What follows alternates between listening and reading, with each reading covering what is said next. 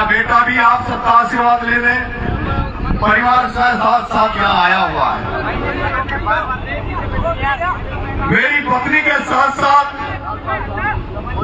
मेरे छोटे भाई की पत्नी जिसका नाम गिनता मीना है,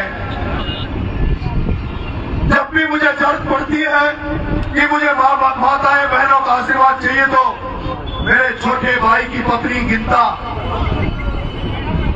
इन सबको लेकर कल से यहाँ आ गई है। कल से ये महिलाएं मेरे गांव से आई हुई है। ये जनक्रांति में भी थी और कह रही थी कि जब तक यात्रा चलेगी नरेश हम तेरे साथ साथ पैदल चलेंगे। मैंने उस समय इनको कष्ट देना ज्यादा नहीं समझा और बीच में ही उस समय यह घटनाक्रम पिपलोदी का हो गया था, वो यात्रा बंद हो गई थी। चलिए मेरी माता बहनें मुझे आशीर्वाद देने राजस्थान की राजधानी में जयपुर में भी आई है और ये अपने यहाँ रुकने की पूरी व्यवस्था के साथ आई है और इन्होंने आते ही कहा है कि बेटा जब तक तू भूख हड़ताल पे बैठा रहेगा और बच्चों को न्याय दिलाने के लिए हम भी तू उनके लिए लड़ रहा है, तू हमारा बेटा, तुझे कुछ हो जाएगा, अगर तुझे कुछ हो गया तो हमारा क्या होगा, इसलिए जब तक तू बेटा है हम भी तेरे साथ बैठे रहेंगे। ये माए वो यहाँ आई, यहाँ मेरे पंच पटेल बुजुर्ग, ये बाबा जिस नौजवान में जो जिनमें 4 बच्चे भील समाज के थे, 2 बच्चे दलित समाज के थे, 1 बच्चा लोधा समाज का था, उनको न्याय दिलाने के लिए, उनको परिजनों को न्याय दिलाने के लिए आप सब लोग इतनी तादाद में आज इस अवसर पर आए हैं। उसके लिए मैं उन परिजनों की तरफ से उन बच्चों के जहाँ कहीं भी होंगे आज वो बच्चा नहीं जाने देंगे। मुझे ऐसा लग रहा राजस्थान में देश की जनता इन बच्चों के बलिदान को भुला नहीं पाएगी अगर राजस्थान सरकार कुछ दे नहीं पाए, लेकिन मुझे भरोसा है राजस्थान की जनता, देश की जनता उन परिजनों को और उन बच्चों को न्याय जरूर देके भेजेगी। मुझे भरोसा है, मुझे विश्वास है वो बच्चे भी सोचेंगे कि सारे जो शिक्षा में जो स्कूल है वो स्कूलों की व्यवस्था सुधरनी चाहिए। दोबारा कोई दुर्घटना ऐसी नहीं होनी चाहिए, दोबारा ऐसी घटना नहीं होनी चाहिए, कभी किसी गरीब का बच्चा दोबारा से सरकारी स्कूल में इस तरह से प्राण नहीं जाना चाहिए, ऐसी कोई व्यवस्था होनी चाहिए। जिस तरह से आरपीएससी का माननीय मुख्यमंत्री भजनलाल जी को मैं धन्यवाद देना चाहूंगा कि माननीय मुख्यमंत्री भजनलाल जी ने जिस तरह से आरपीएससी में सुधार किए और आरपीएससी में भरोसा होने लगा है, उसी तरह से माननीय मुख्यमंत्री जी मैं आपसे अभी निवेदन करूंगा कि इस भ्रष्टाचार में भी नकेल कसो, इस करप्शन में भी नकेल कसो। माननीय मुख्यमंत्री जी और थानों में करप्शन हो रहा है और तहसीलों में करप्शन हो रहा है, जगह जगह गरीब परिवारों को लूटा जा रहा है, किसानों को लूटा जा रहा है, उनका भी इलाज करो, इस करप्शन को खत्म करो। ये करप्शन हमारे परिवार को खोखला कर रहा है। मैंने बहुत सारे मुद्दों में कल वहां बात करी थी। मैंने कहा था जनक्रांति यात्रा में इस देश में 2 ही सबसे बड़ी ज्वलंत समस्या है, एक भ्रष्टाचार है और दूसरा नशाखोरी है। नशाखोरी से हमारे गांव के गांव बर्बाद हो रहे हैं। इसमें का नशा, चरस का नशा, गांजे का नशा एक घर घर में फैल रहा है, कैंसर और लकवा घर घर तक पहुंच रहा है। गांव में ऐसे बुजुर्ग देखने को नजर नहीं आते मेरे भाइयों, गांव में बुजुर्ग देखने को नजर नहीं आते। उसका कारण है मिलावटखोरी, उसका कारण है मिलावटखोरी, नशाबंदी।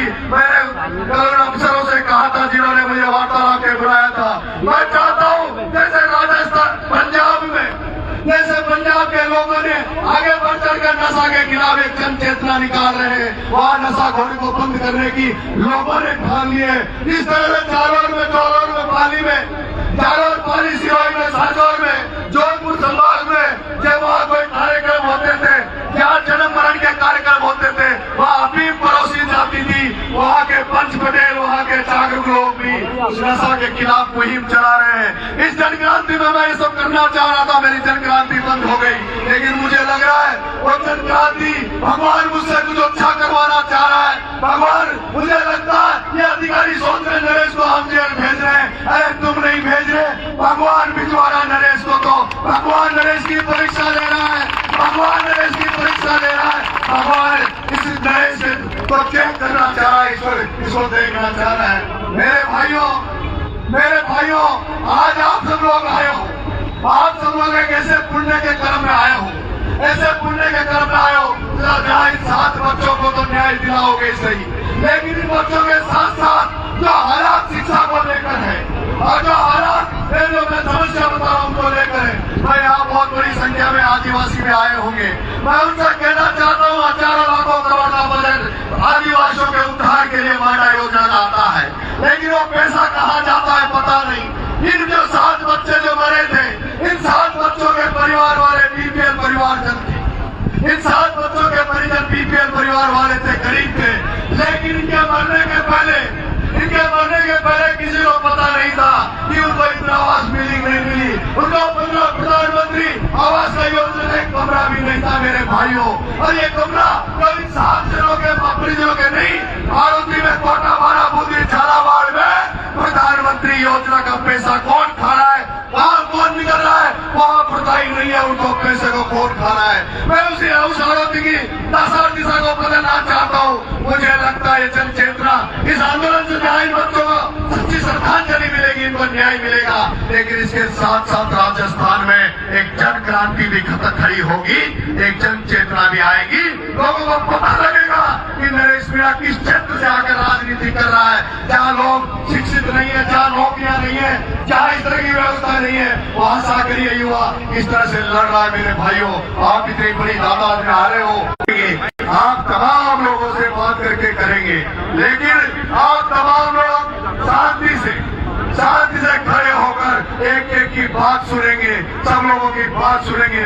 मैं चाहता हूँ कि जन चेतना, जन क्रांति रुकनी नहीं चाहिए। मैंने भगत सिंह ब्रिगेड में एक सेक्टर बनाया है, उसके बारे में भी रूपरेखा पूरी हम आपको बताएंगे। भाई बड़ा खरारा जी उसकी रूपरेखा आपको बताएंगे। आपको बहुत सारी चीजें इस आंदोलन से निकल के आएगी। हमारी नारी शक्ति के रूप में बहुत अच्छी वक्ता विमला मीणा जी यहाँ बैठी है, सोनिया जी यहाँ आ रही है, हमारे बीच में बहुत अच्छे वक्ता भी हैं। आप तमाम लोगों को सुनोगे तो आपको लगेगा कि पहली बार हम एक ऐसा मंच देख रहे हैं के लिए राजधानी में इकट्ठा हुआ है। मेरे भाइयों, मैं अब सबसे पहले वक्ता के रूप में विकास जी विदुड़ी साहब से बुलाना चाहूंगा। विकास जी विदुड़ी साहब, एक ऐसा युवा, विकास जी विदुड़ी साहब, आप बैठ जाओ। ये सभी राजा तो थोड़ा सा आप लोग प्लीज, आप थोड़ा दिखने दो, हमें भी दिखे प्लीज। क्या विकास विदुड़ी जी है कहीं?